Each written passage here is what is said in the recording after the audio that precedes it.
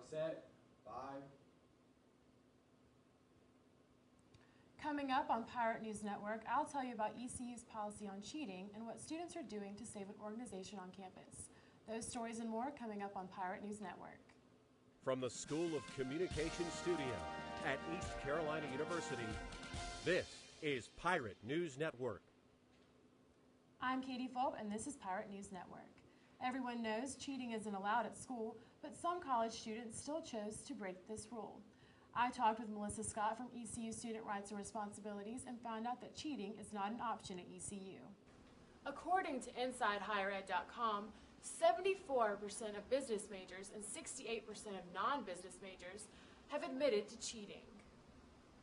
According to ECU's website, cheating, plagiarism, and falsification are all violations of the Academic Honor Code. If a teacher suspects that a student has broken these rules, there are a few ways to address this issue. Melissa Scott of Student Rights and Responsibilities says that if students are lucky, the professor will handle their cheating at the classroom level. Those who aren't so lucky face greater consequences. Professors hope that the punishment acts as a wake-up call. It is actually something that goes on their record or goes to the university level, then there's sort of a record of it, and that may help them realize, you know what, I don't want to do this again. There are ways to prevent cheating. There are instances where the intent is not there to cheat or to plagiarize, but there's a lack of knowledge on how to appropriately cite. Ms. Scott recommends that students should visit the Writing Center if they are not sure of how to cite work. Jackson Stuckey is a player on the ECU golf team. I'm on an athletic scholarship, and any kind of plagiarism or cheating in the classroom would result in me losing it, and it's just a risk that I can't take. Katie Fulp, The Source. ECU students and faculty are fighting a battle to save a program that grants thousands of dollars in scholarships to students. Pirate News Network's Katie Warren has more on the story. The Teaching Fellows program has provided scholarships to university students in North Carolina for 25 years. But that's not all the program has offered to aspiring teachers. They get leadership opportunities, they do various enrichment trips. We came across so many experiences that I never would have experienced as a regular student, so it was no doubt the best 4 years of my life. All the extracurricular stuff we get to do and educational things like going to New York, I mean, that's really enriching, with diversity. But earlier this year, the program was completely eliminated from North Carolina schools due to budgetary cuts across the entire system. You have doctors being paid millions, and here we are, and I mean, we're trying to mold the future or whatever, and we get cut. I didn't understand it. It was definitely upsetting because I feel like it's a really great program and it's necessary, and that we need good teachers, and Teaching Fellows does produce good teachers. Shortly after the Teaching Fellows program was cut, supporters began fighting back for its reinstatement. We had school board administrators, we had classroom teachers, we had alumni, we had current students, we had families of current students all start contacting their local representatives and kind of from a personal point of view just tell them exactly what this program meant to them. And it seems that the overwhelming outreach is making an impact. It definitely made the legislators think we should look a little more into this. Teaching Fellows advocates are optimistic about the comeback. Hopefully it'll be reinstated and other people will be able to go through what I went through, because it definitely changed my life. I just hope that it comes back. The NC House of Representatives Republican leader is reconsidering the cut, but a final decision has not yet been made. This is Katie Warren, The Source. As the flu season approaches, more and more people are making appointments at the doctor to get their flu shots. But this year is a little different due to changes resulting from the swine flu outbreak last winter. I talked with local health providers to find out more about how effective this year's vaccine will be. If you're a freshman, being in the dorms, but just being around a big group of people, you don't know what I think germs spread a lot faster. No one wants to be sick, especially with the flu. So vaccines are in high demand during this time of the year. Greg Morris is a clinical pharmacist at Student Health Services. He says this year's vaccine is different. Sure, they added the H1N1 in it also, so you're getting a seasonal flu and an H1N1, as to opposed last year, the H1N1 was a separate shot, so this year is all combined in one. Which raises the question, why aren't we hearing about H1N1 this year? There hasn't been a big outbreak. Last year there were several outbreaks, and a lot of people did get very sick, and there were a few deaths.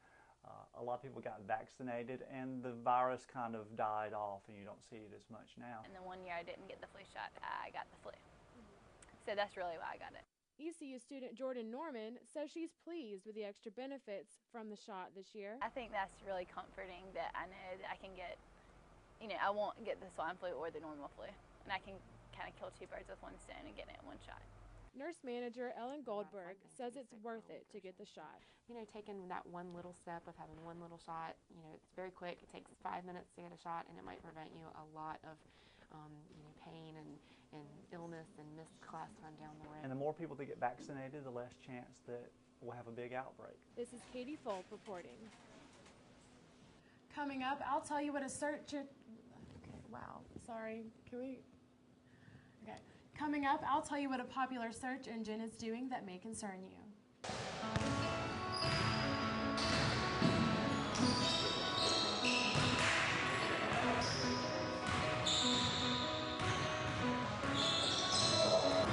It's just a dream, just a moment ago. I was up so high, looking down at the sky. Don't let me fall. I was shooting for stars on a Saturday night. Google is making big changes to its privacy policy, and experts say we should be concerned. The policy allows the company to have a complete profile of everything we do on Google. Dan Simon shows us what is a goldmine of user data for Google may not be so good for your privacy. In the morning, I check the headlines on Google News. Send some personal email using Google's Gmail. I may check Google Maps for driving directions. Later at work, I remember to do a Google search for plumbers. I also need to do research for this story. More searches. Later, I'll glance at my Google Calendar for appointments. Upload some videos to YouTube, and maybe I'll log on to Google+, the company's growing social network. And some variation of this happens almost every single day. Google knows almost everything about you. That's why privacy watchdogs like Peter Eckersley are sounding the alarm about Google's new privacy policy. Beginning next month, the company is going to keep track of your activity across all of its sites and build a profile of you. Google says it will use the information to improve its services. Services where, for example, a user is more likely to get better search results. We'll understand that when you search for Jaguar, you're looking for a Jaguar. Critics say the company is stomping on privacy to bolster its advertising and, in turn, increase its profits.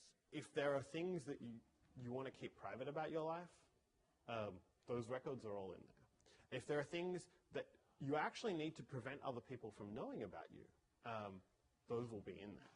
Those already nervous about the company's influence pounced when it became known last week that Google exploited a known weakness in Apple's Safari browser, bypassing the browser's privacy settings. When I first found what Google was doing, I thought I had it wrong. I thought I had to have it wrong. Jonathan Mayer is the Stanford researcher who uncovered the Safari breach. On the surface, he says it may not seem like a serious transgression. Google's code was being used only to target ads, and users' personal information was never collected. But for some, web searches believed to be private were not. And that, Mayer says, opens the door to private information being exposed by rogue employees, internet hacking, and more. Does it get disclosed because an employee is evil, because the company messes up? Does it get disclosed because the government demands it? As for the new policy, Google acknowledges that, quote, people have different privacy concerns. Our goal is to be clear about what information we collect so that you can make meaningful choices about how it is used. The bottom line, people use Google because it offers important and useful services that are also free. At this point, absolutely have to trust Google. And in a sense, on one hand, Google is probably more trustworthy than a lot of these other big technology companies. But because they know so much about us, we have to hold them to a higher standard of trust. 2 teens in southern Michigan made a shocking discovery while exploring the home their family recently purchased. They were scouting out the attic when they found what they thought was a doorknob. Turns out it was actually a human thigh bone.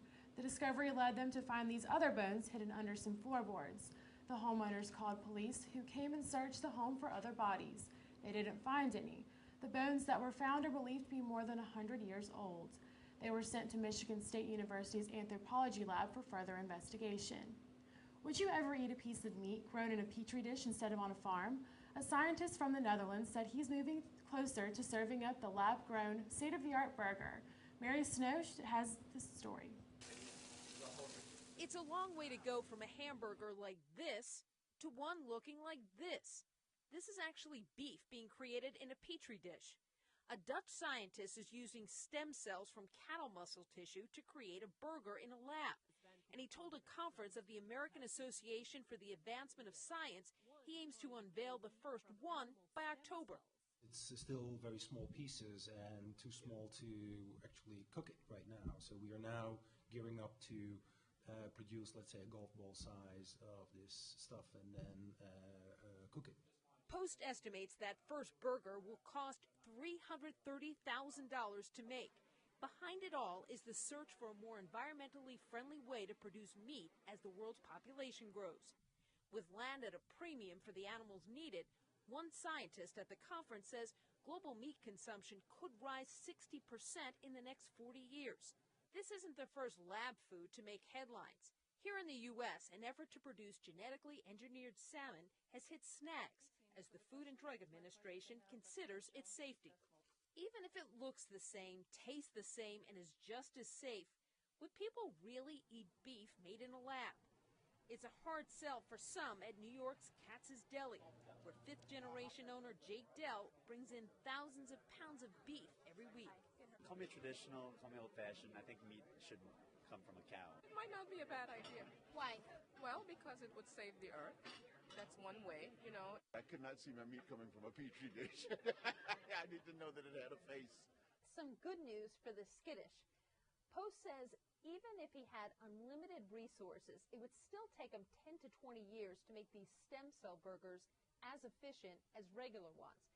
For now, he says his research is being funded by a financial backer who wants to remain anonymous. Mary Snow, CNN, New York. Sleeping pills may help you get some shut-eye, but some of those medications may be linked to a shorter lifespan. That's according to a study in the British Medical Journal. Researchers found people who popped just 1 to 18 prescription-strength sleeping aids annually had 3.5 times the risk of early death than those taking no sleeping pills. The increase jumped 5-fold for people who took 3 sleeping pills or more per week. A lot of social media users don't bother with little details like correct punctuation or proper spelling.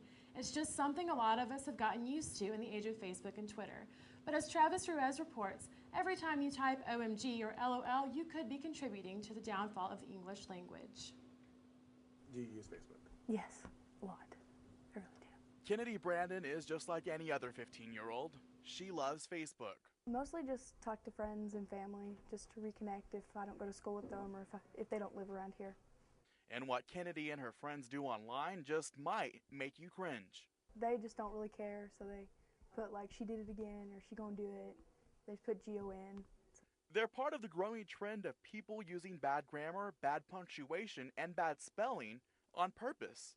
I do see that they do use some of those, like PPL for people, or B/C for because, or just CUZ for cuz.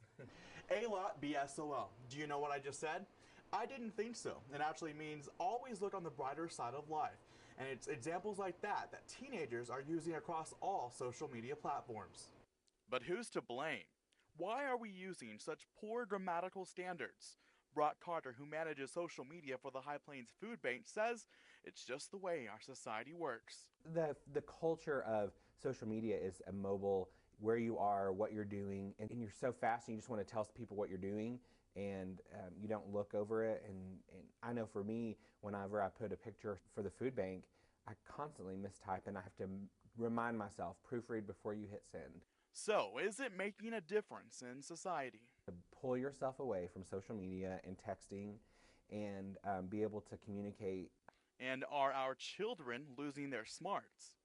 If they have the ability to switch from the textese form of language into proper grammar, I think that's pretty smart, actually.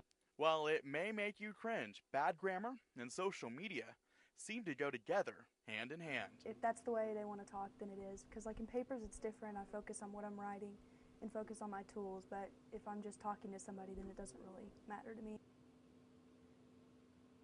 Until next time, I'm Katie Fulp, and this has been the Pirate News Network.